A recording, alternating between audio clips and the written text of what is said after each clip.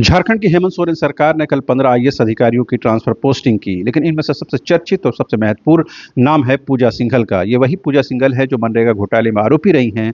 प्रवर्तन निदेशालय यानी इन्फोर्समेंट डायरेक्टरेट यानी ईडी ने जो है उनको गिरफ्तार किया था और लंबे समय तक उनको जेल में रहना पड़ा।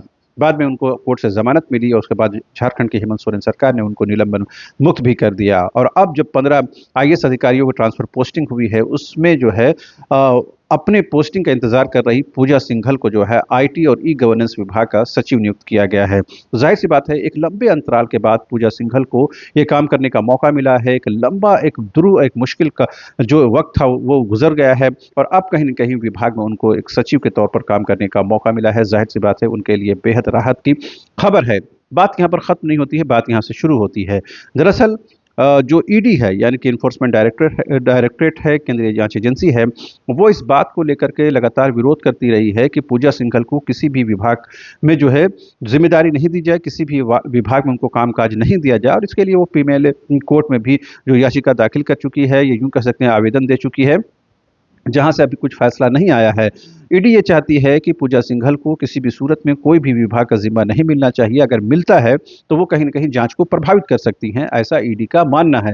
लेकिन झारखंड की हेमंत सोरेन सरकार का ये मानना नहीं है। हेमंत सोरेन सरकार ने ये बता दिया है कि अगर वो निलंबन मुक्त हुई हैं तो उनको ज़्यादा दिन इंतजार नहीं कराया जाएगा। उनको विभाग की जिम्मेदारी दी गई है और उसी विभाग की जिम्मेदारी के तहत आईटी और ई गवर्नेंस विभाग में काम करने का उनको मौका मिला है। तो जाहिर सी बात है, कहीं न कहीं झारखंड सरकार ने एक तरह से ईडी से जो है एक खुली चुनौती भी दी है कि भले ही आप इसका विरोध करते रहें कि वो कि जो पूजा सिंघल है उनको कोई जिम्मेदारी नहीं मिले, लेकिन सरकार ने साफ कर दिया है कि उनको जिम्मेदारी मिलेगी और बड़ी जिम्मेदारी मिलेगी। तो जाहिर सी बात है, कहीं न कहीं ये सीधी तौर पर अब सरकार ने सीधे तौर पर जो ईडी को चुनौती दी है और ईडी इस वजह से भी सरकार के लिए खलनायक की भूमिका में नजर आती है कि इसी ईडी ने जो है झारखंड के मुख्यमंत्री हेमंत सोरेन को गिरफ्तार किया। करीबन 5 महीनों तक उनको जेल में रहना पड़ा, बाद में उनको कोर्ट से जमानत मिली, बाद में उनको रिहाई हुई और कहीं न कहीं से केंद्रीय जांच एजेंसी और सरकार के बीच ये तल्खी लगातार बढ़ती गई और अब जब सरकार को मौका मिला है तो उस तल्खी का किसी न किसी स्तर से जवाब देने की भी कोशिश हुई है और पूजा सिंघल के माध्यम से वो जवाब दी गई है।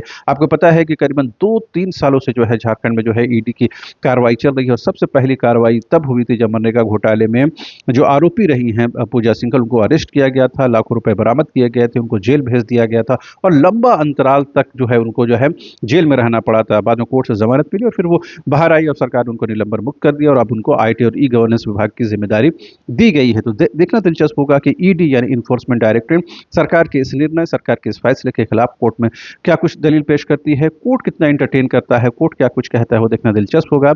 लेकिन कहीं ना कहीं सरकार ने एक तरह से इनडायरेक्टली ही कहीं ना कहीं ईडी को बता दिया है कि सरकार पूरी ताकत के साथ काम कर रही है, पूरी मेजोरिटी के साथ काम कर रही है, लिहाजा सरकार जो है अपने तौर तरीके से काम करेगी, ना तो ईडी के कहने पर काम करेगी।